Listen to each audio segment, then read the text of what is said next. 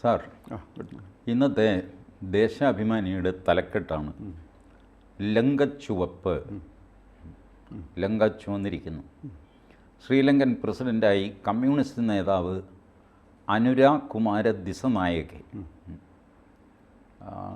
Communist നേതാവാണോ sir? അല്ല, അദ്ദേഹത്തിൻ്റെ സംഘടന ശരിക്കും JVP, ജനതാ വിമുക്തി പെരുമന എന്ന് പറഞ്ഞൊരു ടെററിസ്റ്റ് ടൈപ്പ് ഓർഗനൈസേഷനായിരുന്നു. പണ്ട് ശ്രീലങ്കയിൽ LTT നല്ല ശക്തമായിരുന്ന കാലഘട്ടത്തിൽ അതിന് എതിരെ പ്രവർത്തിക്കുന്ന ഒരു ഗ്രൂപ്പായിരുന്നു ഒരു JVP എന്ന് പറഞ്ഞു കഴിഞ്ഞാൽ. പക്ഷെ ഇപ്പോൾ ലെഫ്റ്റിസ്റ്റിൻ്റെ കുപ്പായമാണ് അണിഞ്ഞിരിക്കുന്നത് എന്ന് മാത്രമേ ഉള്ളൂ. സൗകര്യം പോലെ കുപ്പായം മാറുന്ന അത്യാവശ്യം കുപ്പായം മാറ്റം അറിയാവുന്നൊരു പാർട്ടിയാണ്. അതാണ് അദ്ദേഹത്തിൻ്റെ. പിന്നെ തനിയൊരു കമ്മ്യൂണിസ്റ്റ് ആകാതിരിക്കുന്നതാണ് നല്ലതെന്ന് നമുക്ക് വേണമെങ്കിൽ പറയാം. കാരണം എന്താണെന്ന് വെച്ച് കഴിഞ്ഞാൽ കേരളത്തിൽ കമ്മ്യൂണിസം വന്നു, ബംഗാളിൽ വന്നു, ത്രിപുരയിൽ വന്നു എന്നൊക്കെ പറഞ്ഞു കഴിഞ്ഞാൽ അതൊരു സ്റ്റേറ്റ് ലെവലിലുള്ള മാറ്റമാണല്ലോ. ഒരു രാജ്യം മൊത്തം മാറുന്നതും നമ്മുടെ കേരളമോ അല്ലെങ്കിൽ ബംഗാളോ മാറുന്നതുമായിട്ട് വളരെ വ്യത്യാസമുണ്ടല്ലോ. കാര്യം ഒരു ജനാധിപത്യത്തിൻ്റെയൊക്കെ കാവലാളെന്നൊക്കെ പറയും. പക്ഷേ ഓരോടത്തും കമ്മ്യൂണിസം വന്നിട്ട് ഒരു രാജ്യത്തും പിന്നെ ജനാധിപത്യം നിലനിന്നിട്ടില്ല. The birth of communism is practically the death of democracy എന്നാണ് നമ്മൾ അനുഭവത്തിൽ നിന്ന് പഠിക്കുന്നത്. ഈ കമ്മ്യൂണിസം വന്നോടത്തുനിന്ന് പിന്നെ ഇത് മാറിക്കിട്ടെന്ന് പറഞ്ഞാൽ ഈസ്റ്റേൺ യൂറോപ്പിൽ വേറെ പ്രത്യേക സാഹചര്യങ്ങളിൽ മാറിയെന്നല്ലത്. അപ്പോൾ അതേപോലെ ശ്രീലങ്കയിൽ വന്നിരിക്കുന്നത് ശരിക്കും കമ്മ്യൂണിസം ആണെങ്കിൽ ദാറ്റ് ഈസ് നോട്ട് വെൽക്കം. കാരണം എന്താണെന്ന് വെച്ച് കഴിഞ്ഞാൽ കമ്മ്യൂണിസം വന്നാൽ പിന്നെ ഇലക്ഷനും മറ്റു കാര്യങ്ങൾക്ക് എന്താ സംഭവിക്കണമെന്ന് നമുക്കറിയാം. പക്ഷേ ഇദ്ദേഹം അങ്ങനെ ഒരു തനി കമ്മ്യൂണിസ്റ്റ് ആണെന്ന് തോന്നുന്നില്ല. JVP ആയിരുന്നു അദ്ദേഹത്തിൻ്റെ ഒരു പാരമ്പര്യമുള്ളത്. 2 പ്രാവശ്യം ആംഡ് റവല്യൂഷൻസിനൊക്കെ നടന്നിട്ടുള്ള ആളാണ്. അതാണ് അദ്ദേഹത്തിൻ്റെ ബാക്ക്ഗ്രൗണ്ട്. ആൻറ്റി LTT ആയിരുന്നു. അത് ശരി. LTT പിന്നെ എന്ത് പറഞ്ഞാലും നടപ്പാക്കുന്ന ആൾക്കാരായിരുന്നല്ലോ. അപ്പോൾ ആ കാലഘട്ടത്തിലൊക്കെ ഉള്ള സംഘടനയാണിത്. ഇദ്ദേഹത്തിന് ഈ ഭാരതത്തോടുള്ള നിലപാട് എങ്ങനെയായിരിക്കും? ഭാരതത്തിനോട് വലിയ താല്പര്യമൊന്നുമല്ല. കാര്യം ഇപ്പോൾ ഈയിടെ കുറച്ച് ഇൻ്റർവ്യൂസിലൊക്കെ അദ്ദേഹം പങ്കെടുത്തു. ദി വീക്ക് വാരികയൊക്കെ ആയിട്ട് എന്തോ ഇൻ്റർവ്യൂ ഉണ്ടായിരുന്നു. അതിൽ പറഞ്ഞത് ഞങ്ങൾക്ക് ആരോടും പ്രത്യേകിച്ച് ഇഷ്ടമില്ല, പ്രത്യേകിച്ച് ശത്രുതയില്ല, ചൈനയും ഇന്ത്യയും ഒരേപോലെയാണ് ഞങ്ങൾ കാണുന്നത്, ആരോടും പ്രത്യേകിച്ച് അടുപ്പം വേണ്ട, ശത്രുതയും വേണ്ട, അതേസമയം ആർക്കും കീഴ്പ്പെട്ടിരിക്കാനും ഞങ്ങൾ ഇഷ്ടപ്പെടുന്നില്ല എന്നൊക്കെ പറഞ്ഞു. പക്ഷേ അതൊക്കെ ഇങ്ങനെ ഒരു നൈസിറ്റീസ്, ഒരു ഫോർമാലിറ്റി എന്നുള്ള രീതിയിൽ പറയുന്നതായിട്ടാണ് തോന്നുന്നത്. പക്ഷേ അദ്ദേഹത്തിന് ചൈന ലീനിങ്, ചൈനയോട് താല്പര്യം എന്നുള്ള രീതിയിലാണ് പൊതുവിൽ പറഞ്ഞ് കേട്ടിരിക്കുന്നത്. പിന്നെ ഇന്ത്യയുടെ വലിയ തോതിൽ ബിസിനസ് നടത്തുന്നുണ്ട് അദാനിയോട്. പക്ഷേ ഇദ്ദേഹത്തിന് പേഴ്സണലി അദാനിയോട് താല്പര്യമില്ല എന്നാണ് കേൾക്കുന്നത്. അദാനിയോട് താല്പര്യത്തിലല്ല അദ്ദേഹം നീങ്ങുന്നത്. പിന്നെ ഈ പറഞ്ഞ ആംഡ് റവല്യൂഷൻ്റെ ഒരു ബാക്ക്ഗ്രൗണ്ട് അദ്ദേഹത്തിനുണ്ടായിരുന്നു. പിന്നെ IPKF പണ്ട് ശ്രീലങ്കയിൽ പോയിരുന്നപ്പോൾ IPKFന് അവിടെ നിന്ന് ഓടിക്കണം എന്നുള്ള അഭിപ്രായക്കാരനായിരുന്നു. IPKFനോടൊട്ടും താല്പര്യമില്ലാത്തൊരു ആളായിരുന്നു. പിന്നെ തോട്ടം തൊഴിലാളികൾ, തമിഴന്മാർ കുറേ പേര് അവിടെ ഉണ്ടായിരുന്നു. തോട്ടം തൊഴിലാളികളെ അദ്ദേഹം തീർത്തും ശത്രുതയോടുകൂടിയാണ് കണ്ടിരുന്നത്. അതായത് ഇന്ത്യയുടെ ഇമ്പീരിയലിസം അല്ലെങ്കിൽ സാമ്രാജ്യത്വത്തിൻ്റെ ഉപകരണമായിട്ടാണ് ഈ തമിഴ് തൊഴിലാളികൾ അവിടെ ചെന്നിരുന്നത് എന്നുള്ളതായിരുന്നു അദ്ദേഹത്തിൻ്റെ കാഴ്ചപ്പാട്. അപ്പോൾ കമ്മ്യൂണിസം എന്ന് പറഞ്ഞു കഴിഞ്ഞാൽ അവർക്കൊരു ആഗോള കാഴ്ചപ്പാടാണല്ലോ ഉള്ളത്. ഇന്ത്യക്കാരനെന്നോ തമിഴനെന്നോ ശ്രീലങ്കനെന്നോ അങ്ങനത്തെ ഒരു ചിന്തയില്ല. പക്ഷേ അദ്ദേഹം ഇവരെ ശത്രുക്കളായിട്ടാണ് കാണുന്നത്, ഈ തോട്ടം തൊഴിലാളികൾ പോയിരിക്കുന്നവരോട്. പിന്നെ ഈ ശ്രീലങ്കയുടെ ചില ഭാഗങ്ങളിൽ നോർത്തേൺ സൈഡിലൊക്കെ അവർക്ക് അല്പം ഓട്ടോണമി കൊടുക്കുന്ന കാര്യമൊക്കെ പലരും പറയുമ്പോൾ അതിനും ഇദ്ദേഹം അഗൻസ്റ്റാണ്. ആ കാഴ്ചപ്പാട് അദ്ദേഹം അംഗീകരിക്കുന്നില്ല. പിന്നെ കച്ചിത്തീവ് എന്നും പറഞ്ഞ് ഏതോ ഒരു ഏരിയയായിട്ടൊരു തർക്കമുണ്ട്. അതിലും ഇന്ത്യയുടെ നിലപാടിനോടൊക്കെ അദ്ദേഹം വിരുദ്ധമായ, അതിന് അഗൻസ്റ്റായിട്ടുള്ളൊരു കാഴ്ചപ്പാടാണ് കാണിച്ചുകൊണ്ടിരുന്നത്. പിന്നെ ചൈനയോട് ഈ പറഞ്ഞ താല്പര്യം ഉണ്ട്. ഇതൊക്കെയാണ് അദ്ദേഹത്തിൻ്റെ പുറത്ത് പറയാൻ. ചൈനയോട് താല്പര്യമുള്ള ഭരണകൂടം ഇതിനു മുമ്പും ശ്രീലങ്കയിലുണ്ടായിട്ടുണ്ട്. അപ്പോൾ രജപക്സെ ഇരുന്നപ്പോഴും ചൈനയുടെ ഭാഗത്താണ് അദ്ദേഹം എന്നുള്ള ആരോപണമൊക്കെ ഉണ്ടായിരുന്നു. കുറച്ചൊക്കെ ശരിയാണ്. കാരണം നമ്മളുടെ ഈ പറഞ്ഞ വല്ലാർപാടം, വിഴിഞ്ഞം, ഇതിനെയൊക്കെ വെല്ലുന്ന ഒരു തുറമുഖമാണ് ശ്രീലങ്കയിലെ ഹമ്പൻതോത്ത. അത് അന്താരാഷ്ട്ര ജലപാതയുടെ അരികിൽ തന്നെയാണ്. കപ്പലടുപ്പിക്കാൻ വളരെ എളുപ്പമാണ്. ഇപ്പോൾ ഈ ഹമ്പൻതോത്ത തുറമുഖം വാസ്തവത്തിൽ ശ്രീലങ്ക ആദ്യം ഓഫർ ചെയ്തത് ഇന്ത്യക്കാണ്. ഇന്ത്യ അത് വേണ്ടെന്ന് പറഞ്ഞപ്പോഴാണ് ചൈനയ്ക്ക് കൊടുത്തത്. ചൈന സന്തോഷത്തോടെയോ ഞങ്ങൾ ചെയ്തു തരാം എന്നൊക്കെ പറഞ്ഞ് ചാടി വീണ് ഹമ്പൻതോത്തയും ആ ഭാഗവുമൊക്കെ ചൈനയുടെ ഒരു ഡോമിനൻസ് കിട്ടത്തക്ക രീതിയിൽ ചെയ്തു. പക്ഷേ ശ്രീലങ്കയ്ക്ക് കളി മനസ്സിലായി വന്നപ്പോഴത്തേക്കും ചൈന പിടിമുറുക്കി കഴിഞ്ഞിരുന്നു. ബട്ട് വലുതായിട്ട് ചൈന അങ്ങനെ കളിക്കുന്നുമില്ല. ഇപ്പുറത്ത് മാൽദീവ്സ് ഉണ്ടല്ലോ, മാൽദീവ്സ് ഇതുപോലെ തെരഞ്ഞെടുപ്പ് കഴിഞ്ഞപ്പോൾ പുതിയ വന്ന ആൾ എറണാകുളത്ത് നിന്ന് നമ്മുടെ ഒരു 75 പട്ടാളക്കാരവിടെ ഉണ്ട്, അവരുടെ പ്രാണരക്ഷാർത്ഥം കൊടുത്തതാണ്. ആ മുയ്സു ഗെറ്റ് ഔട്ട് എന്നൊക്കെ പറഞ്ഞ് നമ്മുടെ 75 പേരെ ഇപ്പം പിൻവലിക്കണം, ചൈനയിൽ പോകുന്നു, ഷീ ജിൻപിങ്ങിനെ കാണുന്നു, എന്തൊരാഘോഷം. അവസാനം 3 മാസം തികയുന്നതിന് മുമ്പ് പാട്ടിണിയായി, പ്രശ്നമായി, നാശമായി. നരേന്ദ്രമോദി കാലിൽ വീണു. നരേന്ദ്രമോദി പറഞ്ഞു, ഇവിടെ വാ, ഇവിടെ വന്നിട്ട് കാര്യം പറഞ്ഞു. ഈ നമ്മുടെ ഗോഡ് ഫാദർ സിനിമയിലുണ്ടല്ല, NN പിള്ള, അഞ്ഞൂറാൻ പുള്ളി ഒരു ചാരകസയിൽ ഇങ്ങനെ കിടക്കുമ്പോഴാണ് ആൾക്കാർ ഗേറ്റിൽ വന്നിട്ട് അഞ്ഞൂറാനെ രക്ഷിക്കണേ, രക്ഷിക്കാൻ ഞാൻ അങ്ങോട്ട് വരണോടാ, ഇങ്ങോട്ട് വേണം എന്ന് പറയുന്നു. അതുപോലെ നരേന്ദ്രമോദി പറഞ്ഞു, ഞാൻ മാലദ്വീപ്സിൽ നീ ഇങ്ങോട്ട് വാ, അപ്പം ഇവിടെ വന്നിട്ട്. പക്ഷേ അതിനൊരു ഒക്കേഷൻ ഉണ്ടാക്കി കേട്ടോ, നമ്മുടെ റിപ്പബ്ലിക് ഡേയോ അങ്ങനെ ഗസ്റ്റായിട്ട്, അങ്ങനെ അപമാനിക്കരുതല്ലോ ഒരാളിനെ. അപ്പോൾ അങ്ങനെ നരേന്ദ്രമോദി അപ്പോൾ ഭക്ഷണം കഴിക്കാനൊന്നുമില്ല, ആ കൂടെ പട്ടിണിയായി പോയി. അയാൾ വെറുതെ വാചകമല്ല, അത് വേറെ ഒന്നുമില്ല. ശരി നോക്കാമെന്ന് പറഞ്ഞു. എന്നിട്ട് നമ്മളവിടെ കുറേ അധികം സ്ഥലം നമുക്ക് ലീസിന് തന്നിട്ട് നമ്മളവിടെ ടൂറിസ്റ്റ് കേന്ദ്രം അത് ഇതൊക്കെ ഉണ്ടാക്കാൻ പോവാണ്.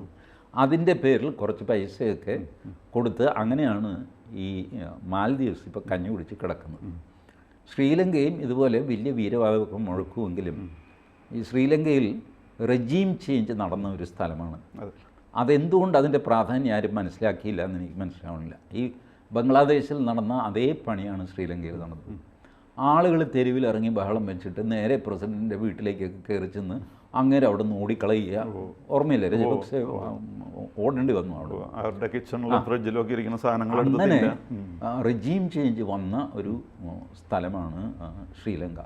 അത് തന്നെ ബംഗ്ലാദേശിന് സംഭവിച്ചു. ഇവരുടെ വീട്ടിൽ കയറിയിട്ട് അവരുടെ അടിവസ്ത്രങ്ങൾ വരെ പ്രദർശിപ്പിച്ചു മഹാഭാവികൾ. ഷെയ്ഖ് ഹസീനയുടെ എന്തൊരു തെമ്മാടിത്തരമാണ്, സംസ്കാരശൂന്യതയാണ്.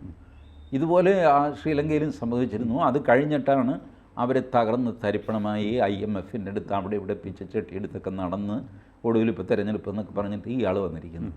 ഇയാളിപ്പോൾ എന്ത് ചെയ്യുമെന്നാണ് ഈ ദേശാഭിമാനി ഇത്ര അങ്ങ് ആഘോഷിക്കാനായിട്ട്?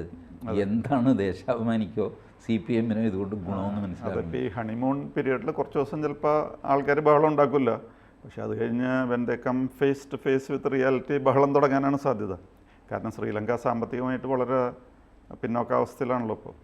അതേപോലെ തന്നെ മറ്റേ മുയിസുവിനും കാര്യം ചൈനയായിട്ടൊക്കെ അടുപ്പം കാണിച്ചു. സാധാരണ മുയിസുവിന് മുമ്പുള്ള എല്ലാ ഭരണാധികാരികളും അവർ ഇലക്റ്റഡ് ആയി കഴിഞ്ഞാൽ ആദ്യം ചെയ്തിരുന്നത് ഇന്ത്യ വിസിറ്റ് ചെയ്തിരുന്നത്. മുയിസുവാണ് ആദ്യമായിട്ട് ഇങ്ങനെ ഇന്ത്യക്ക് മുമ്പ് ചൈനയിൽ പോയിരിക്കുന്നത്. പക്ഷേ ഇപ്പോൾ മുയിസുവിനും മതിയായി മനസ്സിലായി തുടങ്ങി. ഇന്ത്യക്ക് മുമ്പ് ചൈനയിൽ പോയി എന്നുള്ളത് ഒരു പ്രശ്നമൊന്നുമല്ല. But he was hostile, publicly hostile. 75 നിങ്ങളുടെ 75 പട്ടാളക്കാരിവിടെ ഉണ്ട്, ഇപ്പോൾ ഇറക്കി വിടും ഞാൻ എന്നൊക്കെ പറഞ്ഞിട്ട് ബഹളം വയ്ക്കുക എന്ന് പറഞ്ഞാൽ വാട്ട് ഫോർ? ആ പട്ടാളക്കാരവിടെ എത്തിയത് എങ്ങനെയാണ്? അതിൻ്റെ ചരിത്രം മൊയ്സുവിന് അറിയാമല്ലോ. ദേവർ ഇൻവൈറ്റഡ്, ഞങ്ങളെ രക്ഷിക്കണമെന്ന് പറഞ്ഞിട്ട്, അല്ലെങ്കിൽ തീവ്രവാദികളുടെ കയ്യിലേക്ക് പോകുമായിരുന്നു ആ രാജ്യം. അപ്പോൾ ഒരു ചെറിയ രാജ്യമല്ലേ, നമ്മൾ അയൽവക്കമില്ല എന്ന് പറഞ്ഞാൽ അവന് സഹായിച്ചതിന് അവൻ ഇത് തന്നെ ശ്രീലങ്കയും ചെയ്തു. ശ്രീലങ്കയെ സംരക്ഷിക്കാനാണ് നമ്മുടെ പ്രധാനമന്ത്രി രാജീവ് ഗാന്ധി IPKFനെ അങ്ങോട്ട് അയച്ചത്. അവസാനം ആ രാജീവ് ഗാന്ധി തോക്കിൻ്റെ പാത്തിക്ക് അടിയും വാങ്ങിച്ച് താളം കിട്ട് ഇറങ്ങിപ്പോടാന്നൊക്കെ പറഞ്ഞ് അന്ത്യശാസനം തന്ന് എനിക്ക് ഓർമ്മയുണ്ട്. ആ ജയവർദ്ധനെയോ മറ്റോ നമുക്ക് ഒരു മാർച്ച് 31-ാം തീയതി അതിനുള്ളിൽ IPKF ഇവിടെ നിന്ന് ഇറങ്ങിക്കൊള്ളണം, അല്ലെങ്കിൽ ഞാൻ കോങ്ങയ്ക്ക് പിടിച്ച് ഇറക്കി വിടും എന്നൊക്കെ പറഞ്ഞ്. എന്തായിരുന്നു ശ്രീലങ്കയുടെ അഹങ്കാരം? ജയവർദ്ധന ഒരു നമ്മൾ ട്രാപ്പ് ചെയ്ത പോലെ ആയിപ്പോയി. IPKFനെ വിട്ടു ആകെ അപകടത്തിൽ പെട്ട ഒരവസ്ഥയായിരുന്നല്ലോ. ഒരുപാട് പട്ടാളക്കാർ വെറുതെ മരിക്കുകയും ചെയ്തു. അതിൽ പ്രത്യേകിച്ച് ഒരെണ്ണം എടുത്തു പറയാനുള്ളത്, സിഖ് റെജിമെൻറ്റിൻ്റെ ഒരു യൂണിറ്റ് ഉണ്ടായിരുന്നു. അവർ ജാഫ്ന യൂണിവേഴ്സിറ്റി പിടിക്കാൻ പോയി. Jaffna university was under the control of the LTT.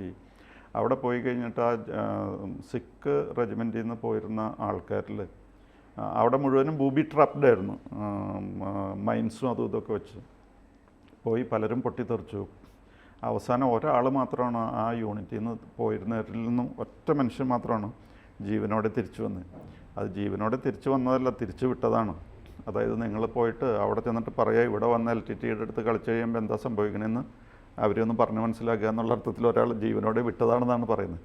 അപ്പോൾ അത്രയും കഷ്ടപ്പാടുകൾ ഇന്ത്യൻ പട്ടാളക്കാരും അനുഭവിച്ചു. സാധാരണ യുദ്ധത്തിലൊക്കെ പാകിസ്ഥാനായിട്ടുള്ള യുദ്ധത്തിലൊക്കെ കാഷ്വാലിറ്റി ഉണ്ടാകുന്നതിനൊക്കെ ഒരു ലിമിറ്റ് ഉണ്ടായിരുന്നത് എന്ന് പറഞ്ഞാൽ പോകുന്നവർ പലരും പൊട്ടി മരിക്കുമായിരുന്നു. പിന്നെ ആദ്യമേ തന്നെ ഈ LTT ഹോസ്റ്റലായി ഇപ്പോൾ ചെയ്തത് എന്താണെന്ന് വെച്ച് കഴിഞ്ഞാൽ ഒരു ഇന്ത്യൻ പട്ടാളക്കാരൻ്റെ കഴുത്തിൽ ടയർ വെച്ച് കെട്ടിയിട്ട് തീ കൊടുത്തായിരുന്നു. അങ്ങനത്തെയൊക്കെ അനുഭവങ്ങളായിരുന്നു ഇന്ത്യൻ പട്ടാളക്കാർക്ക് അവിടെ പോയിരുന്നു. അപ്പോൾ ശ്രീലങ്ക നമ്മുടെ അയൽവാസിയാണ്. നമ്മൾ അവരെ പലപ്പോഴും ഹെൽപ്പ് ചെയ്യാറൊക്കെ ഉണ്ട്. പക്ഷേ അധികം ഹെൽപ്പ് ചെയ്യാൻ പോയി കഴിഞ്ഞാൽ അത്ര ഗുണമായിരിക്കില്ല എന്നുള്ളതാണ് നമ്മളെ അനുഭവങ്ങളിൽ നിന്ന് പഠിച്ചത്. ഞാൻ ഒരു കാര്യം നിരീക്ഷിച്ചിട്ടുണ്ട് സാർ, വന്നും പോയും ഈ മഹിന്ദ രജപക്സ ഇവർ അവിടുന്ന് ഓടിച്ച ആളുണ്ട്. I was impressed by that man. നമുക്ക് ഈ ഇൻ്റർനാഷണൽ റിലേഷൻസോ സംഗതിയൊന്നും അറിയില്ല. ഞാൻ ഡൽഹിയിൽ യാദൃശ്യമായിട്ട് ഇദ്ദേഹത്തിൻ്റെ ഒരു പ്രസംഗം കേൾക്കാനിടയായി. ആ യോഗത്തിൽ ശ്രോതാവായിട്ട് ഞാനും ഉണ്ടായിരുന്നു. അദ്ദേഹം ഈ ടെലിപ്രോംപ്റ്റർ വെച്ചാണ് പ്രസംഗിച്ചത്. ബട്ട് അദ്ദേഹം തുടക്കത്തിൽ പറഞ്ഞു, ഞാനൊരു രാഷ്ട്രത്തലവനായിട്ടല്ല ഇവിടെ വന്നിരിക്കുന്നത്, സഹോദരൻ്റെ വീട്ടിൽ വരുന്ന പോലെയാണ്. കാരണം ഇന്ത്യയും ശ്രീലങ്കയും 2 രാജ്യങ്ങളായിട്ട് ഞാൻ കാണുന്നില്ല. 2 വീടുകളാണ്. ഒന്ന് മൂത്ത ചേട്ടൻ്റെ വീട്, 2 ഇളയവൻ്റെ വീട്. ആ ഇളയവൻ്റെ വീട്ടിലെയാണ് ഞാൻ, മൂത്ത ചേട്ടൻ്റെ വീട്ടിൽ ഞാൻ വന്നിരിക്കുന്നത്. ഇത്രയേ ഉള്ളൂ. അല്ലാതെ രാഷ്ട്രത്തലവൻ വന്നു എന്നൊക്കെ പറഞ്ഞ് കാര്യമൊക്കെ ശരി, ഞാൻ രാഷ്ട്രത്തലവനായതുകൊണ്ട് അതിൻ്റെ പ്രോട്ടോക്കോൾ ഇത് ഗാർഡ് ഓഫ് ഓണർ ഒക്കെ എനിക്ക് തന്നു. അതിലൊക്കെ ഞാൻ അന്നേരം അസ്വസ്ഥനായിരുന്നു. കാരണം ചേട്ടൻ്റെ വീട്ടിലേക്ക് ഞാൻ ചുമ്മാ കയറി അടുക്കളയിലേക്ക് അങ്ങ് വരണ്ടേ.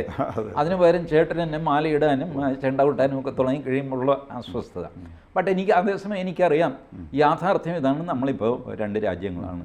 ബട്ട് ഹൃദയത്തിൽ എൻ്റെ ചേട്ടനാണ് ഇന്ത്യ. അത്ര സ്വാതന്ത്ര്യത്തോടെയും നിഷ്കളങ്കമായിട്ടുമാണ് ഞാനിവിടെ വന്നിരിക്കുന്നത്. ഇങ്ങനൊരു രാഷ്ട്രത്തലവൻ പ്രസംഗിക്കുന്നത് ഞാൻ കേട്ടിട്ടില്ല. It is a written speech through teleprompter. എക്സ്റ്റെമ്പോറായിട്ട് ചുമ്മാ ഒന്ന് സുഖിപ്പിക്കാനായിട്ട് പറഞ്ഞതല്ല, എഴുതി തയ്യാറാക്കി ടെലിപ്രോംപ്റ്ററിലാക്കിയിട്ട് സംസാരിക്കുകയാണ് മനുഷ്യൻ. അപ്പോൾ ഇതൊക്കെ ഒരുപക്ഷെ കള്ളത്തരമാണോ എന്ന് ചോദിച്ചാൽ എനിക്കറിയില്ല.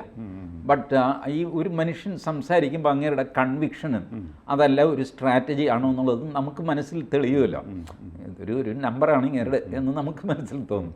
ബട്ട് ഹി വാസ് അത് ശരിക്കും ആത്മാർത്ഥമായിട്ട് ആള് കാര്യം കാണാൻ നല്ല മിടുക്കനായിരുന്നു. LTTനെ അടിച്ചത് നിരപ്പാക്കി ഇല്ലാതെയാക്കി.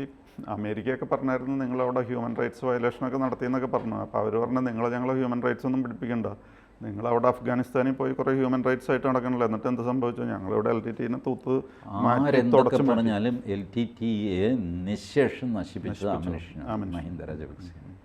അത് പലരും ചെയ്യാത്ത രീതികളൊക്കെയാണ്. ഒരു പ്രാവശ്യം ഈ LTTക്കാരോട് പറഞ്ഞാൽ നിങ്ങൾ പോരെ, ഇവിടെ സറണ്ടർ ചെയ്തോ, നിങ്ങൾ സേഫ് ആയിരിക്കും എന്ന് പറഞ്ഞു കഴിഞ്ഞിട്ട് അവരെ മുഴുവനും വിളിച്ചു വരുത്തി കുറേ സ്ഥലങ്ങളിൽ. എന്നിട്ട് അത് കഴിഞ്ഞപ്പോൾ എല്ലാവരുടെയും കൈ പിന്നി കെട്ടിയിട്ട് നൂലുബന്ധമില്ലാതെ നിരനിരയാക്കി നടത്തി വെടിവെച്ചൊക്കെ സംഭവങ്ങളുണ്ട്. അതിൻ്റെ വളരെ ഗ്രാഫിക്കായിട്ടുള്ള പിക്ചേഴ്സ് France24.com എന്ന് പറഞ്ഞൊരു ചാനലുണ്ട്. അത് നല്ല കൃത്യമായിട്ട് കാണിച്ചായിരുന്നു. BBC-ലൊക്കെ കുറച്ച് കവർ ചെയ്ത് മറച്ചൊക്കെ കാണിക്കുള്ളൂ. കൃത്യമായിട്ട് കാണിച്ചായിരുന്നു. കുറേ പേരെ ഇങ്ങനെ വന്നോ സറണ്ടർ ചെയ്തോ എന്നൊക്കെ പറഞ്ഞ് കൊണ്ടുവന്നു കഴിഞ്ഞിട്ട് നിരനിരയാക്കി വെടിവെച്ചു. അപ്പോൾ എന്ത് മാർഗം ഉപയോഗിക്കാൻ പറ്റും എല്ലാ മാർഗങ്ങളും അദ്ദേഹത്തിൻ്റെ കാര്യം കാണാനായിട്ട് ചെയ്യുമായിരുന്നു. അതായിരുന്നു അദ്ദേഹത്തിൻ്റെ രീതി. പക്ഷേ കാര്യം കാണുകയും ചെയ്യുമായിരുന്നു. അതായിരുന്നു അദ്ദേഹത്തിൻ്റെ രീതി. എന്തായാലും ഇപ്പോൾ പുതിയ ആൾ വന്നിട്ട് ഇനി എന്താ കാണിക്കുന്നതെന്ന് നമുക്ക് നോക്കാം. ഈ പുത്തനച്ചി പുറപ്പുറം തൂക്കും എന്ന് പറയുന്ന പോലെ കുറേ നടപടികളൊക്കെ ഉണ്ടാവും. അതെ. ബട്ട് ശ്രീലങ്ക എന്തൊക്കെ ഈ സാമ്പത്തികമായിട്ട് തകർന്നു കഴിഞ്ഞിട്ടുണ്ട്. എന്തൊക്കെ പടക്കം അടിച്ചു കഴിഞ്ഞാലും 3-4 ദിവസം കഴിയുമ്പോൾ എക്സ്പോസ്ഡ് ആയി. അതായിരിക്കും ഇദ്ദേഹത്തിൻ്റെ വിധി എന്നാണ്. അത് തന്നെയല്ല, ഈ ചൈനയുടെ കൂടെ കൂട്ടുകൂടാൻ പോണവരൊക്കെ അവസാനം വരുമ്പോൾ കടക്കണിയിലാണ് അവസാനിക്കാറ്. പാകിസ്ഥാനും പോയി കൂടിയിട്ടുണ്ട്, ശ്രീലങ്കയും പോയി, ഇന്ത്യ മാത്രമേ കൂടാതുള്ളൂ ഈ പരിസരത്ത്. പക്ഷേ പോയി ചെന്ന് പെടുന്നവരുടെ ഒന്നും അവസ്ഥ അത്ര ഗുണമായിട്ടല്ല കാണുന്നത്. നമ്മൾ തൽക്കാലം രക്ഷപ്പെട്ട് നിൽക്കുന്നു എന്നുള്ളതിൽ നമുക്ക് ആശ്വസിക്കും. ശരി. കൂടുതൽ വാർത്തകളും വിശേഷങ്ങളും നിങ്ങളിലേക്ക് എത്താൻ ABC മലയാളം സബ്സ്ക്രൈബ് ചെയ്യുക, ബെൽ ബട്ടണും അമർത്തുക.